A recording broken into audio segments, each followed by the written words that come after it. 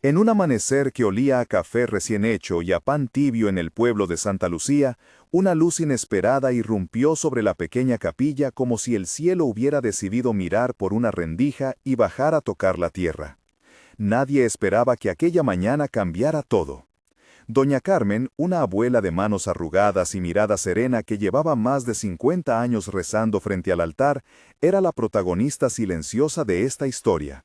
Cada día abría la ventana de su casa para bendecir a sus nietos con un rosario que pertenecía a su madre, y por la tarde ponía velas en el nicho de la Virgen antes de acostarse.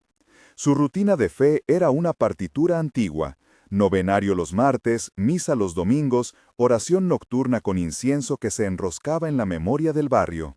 Pero lo normal se rompió cuando su nieta Lucía, de 8 años, cayó desde la loma donde recogía flores para la comunión, y el choque con la tierra dejó una sombra sobre la casa que ningún rezo parecía disipar. El impacto sacudió a la familia. Los médicos hablaron con palabras secas, su estado era crítico. La ambulancia partió con luces apañadas por respeto y por miedo. En el hospital, entre el olor metálico de los pasillos y el silencio punzante de las salas de espera, Carmen sintió que su pecho se rompía en plegarias, y decidió volver a la capilla del pueblo, el único lugar donde siempre le habían respondido algo parecido a una esperanza.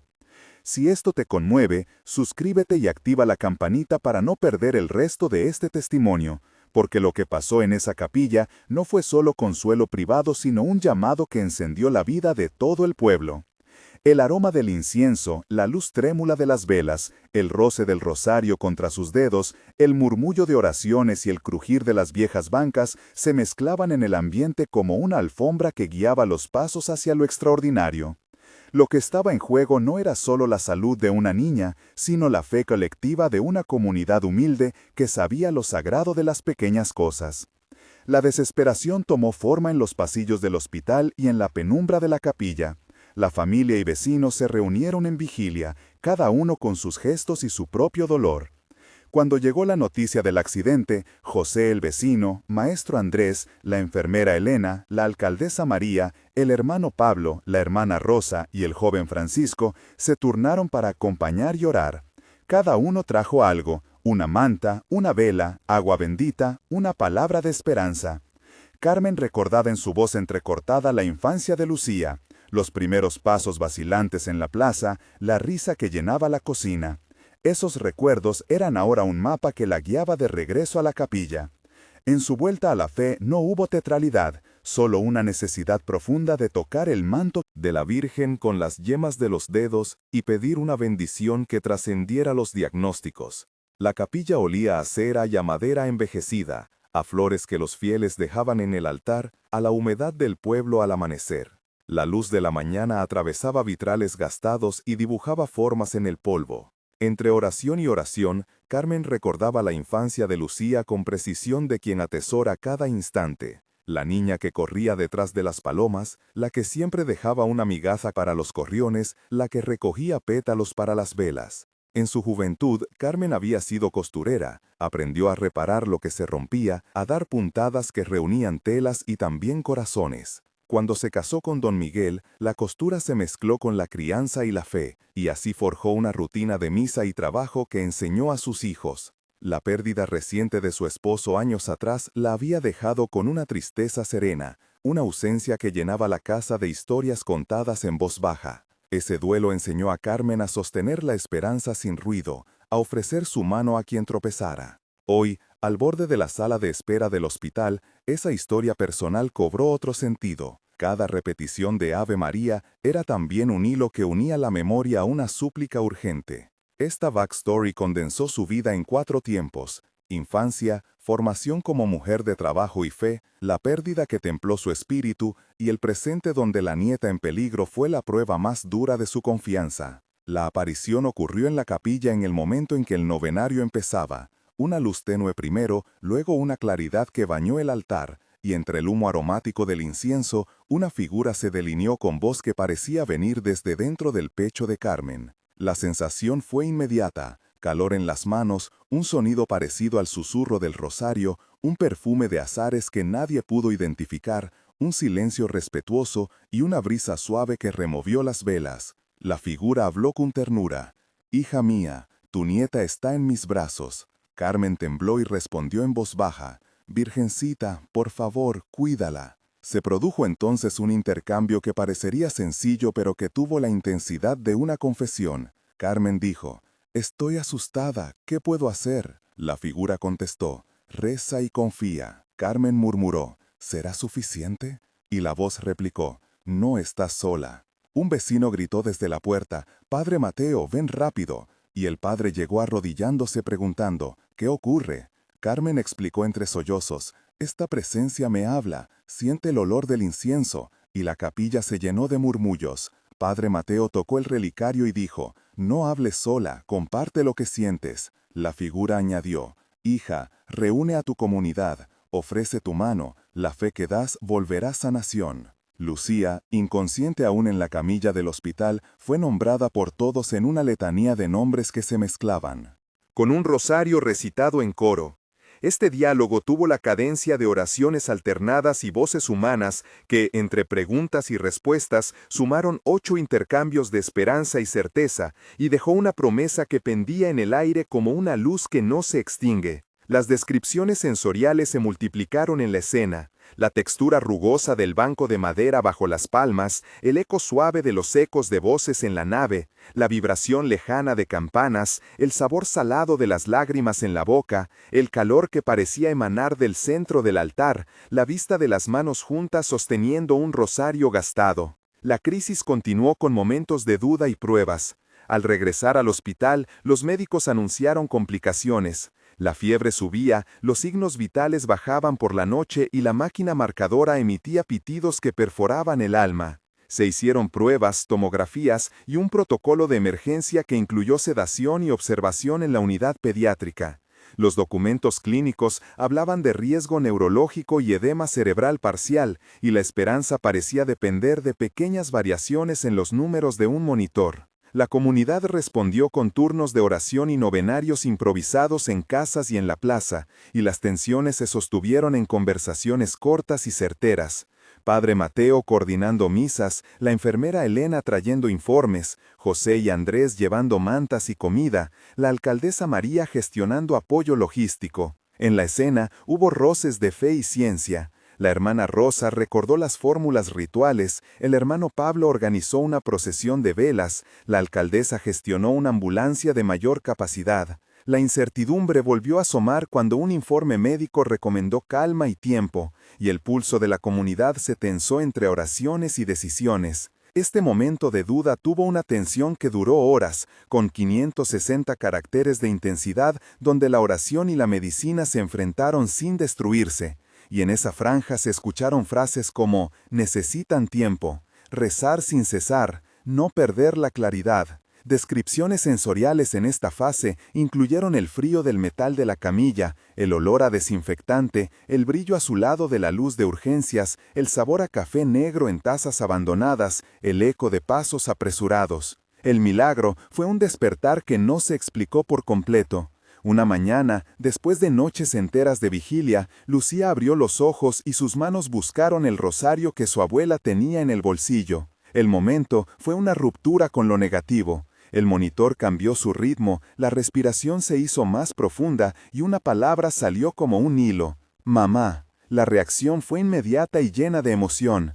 Carmen soltó un grito de alivio que resonó en la sala, Padre Mateo comenzó a cantar un salmo, la enfermera Elena lloró de felicidad, José y Andrés aplaudieron en silencio, la alcaldesa María se arrodilló junto a la camilla y besó la frente de la niña, y la hermana Rosa sostuvo la mano de Carmen repitiendo «bendición». Tras bendición. El diálogo en ese instante también fue extenso y emotivo. Lucía dijo: «Tengo frío». La enfermera contestó: «Te tapamos». Carmen susurró: «Te lo prometí, Padre Mateo». Añadió: «Demos gracias». La alcaldesa exclamó: «Gracias, Virgen». José observó: «Esto es un milagro». Y la hermana Rosa pidió calma para hacer la confesión de gratitud.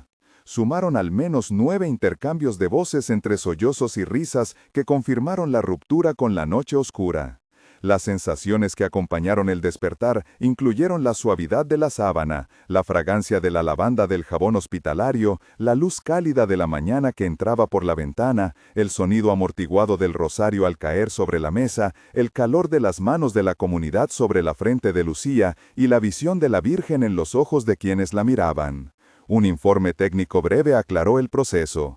Se realizaron TAC y resonancia magnética sin hallazgos de daño irreversible, se aplicó un protocolo de manejo de edema y se mantuvo observación neurológica por 72 horas. Los médicos describieron mejoría neurológica progresiva y la retirada gradual de sedación bajo supervisión, un procedimiento que requirió controles constantes de la presión intracraneal y evaluación pediátrica neurológica. La celebración en el pueblo fue inmediata y organizada. La noticia del despertar corrió por plazas y callejones, y en pocos días se celebró una misa de acción de gracias en la plaza central frente a la capilla. La comunidad se reunió en procesión con velas encendidas, cantos y el rosario en manos de muchos. Testimonios brotaron en voz alta. José contó cómo vio la luz en la capilla, Andrés habló de la mano que sostuvo la barandilla al recibir consuelo, Elena relató la calma que sintió en la sala de urgencias, María explicó cómo movilizó recursos para ayudar, Francisco compartió cómo dejó su turno para acompañar a Carmen y la hermana Rosa puntualizó la importancia del novenario. Cada testimonio nombró un acto concreto. José organizó el primer turno de vigilancia, Andrés coordinó la cocina comunitaria para las familias del hospital, Elena gestionó la entrega de informes médicos para transparencia, María habilitó transporte para quienes necesitaban volver al pueblo, Francisco gestionó voluntarios para limpieza y el maestro Andrés preparó una colecta para reparar la capilla.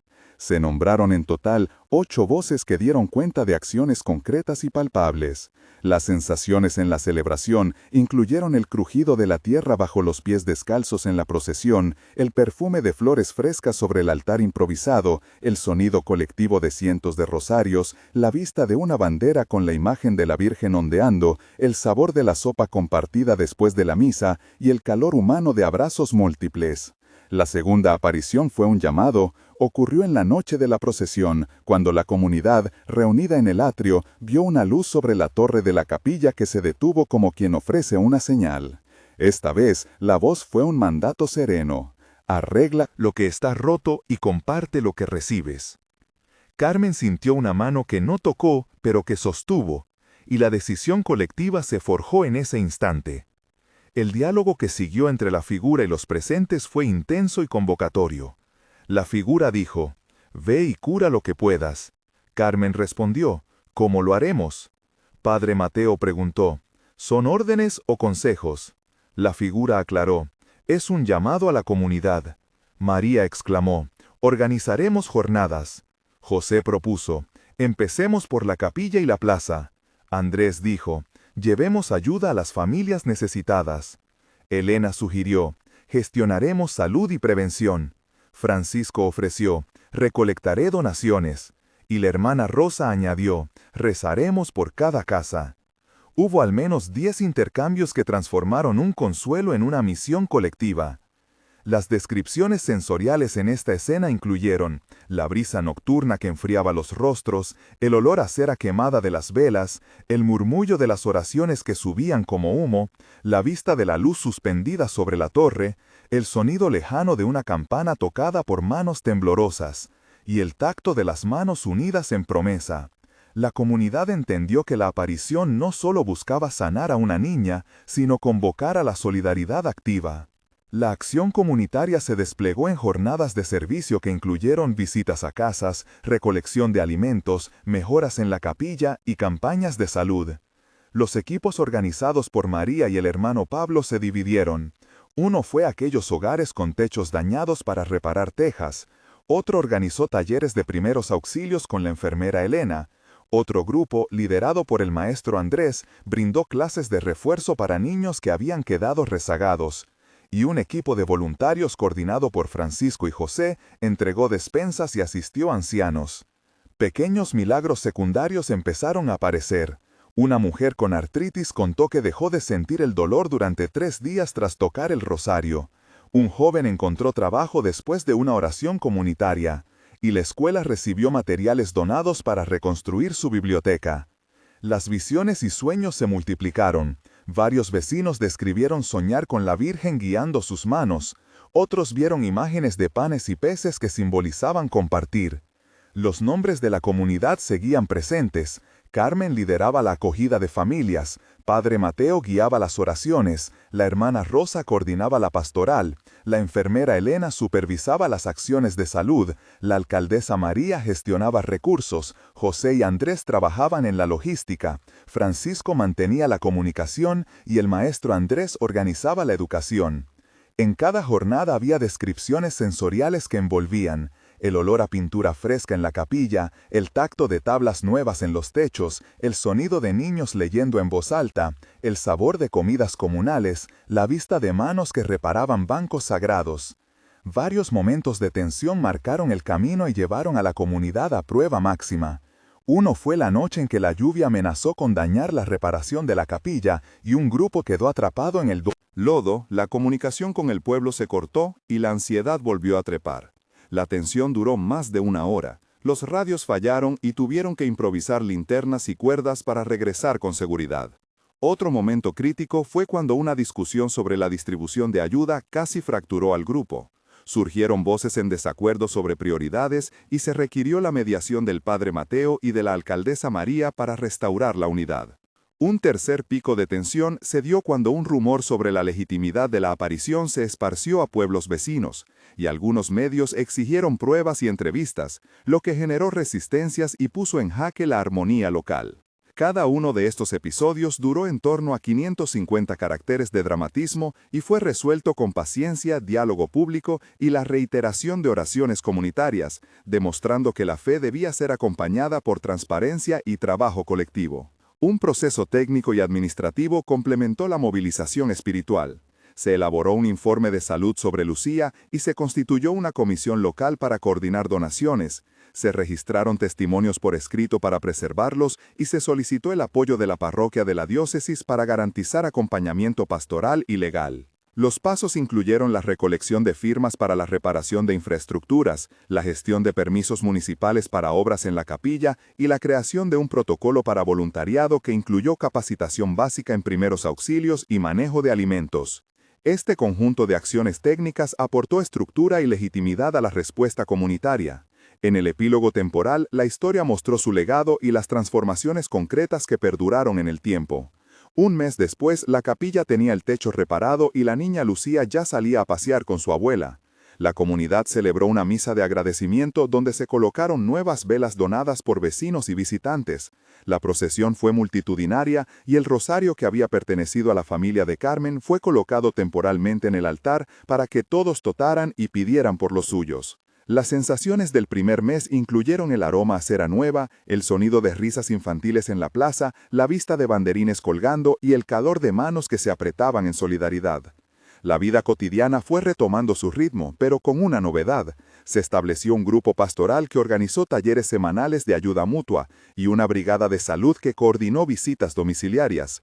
3 meses después, la escuela municipal recibió libros nuevos y se inauguró un pequeño centro de apoyo psicológico para familias que habían sufrido pérdidas recientes.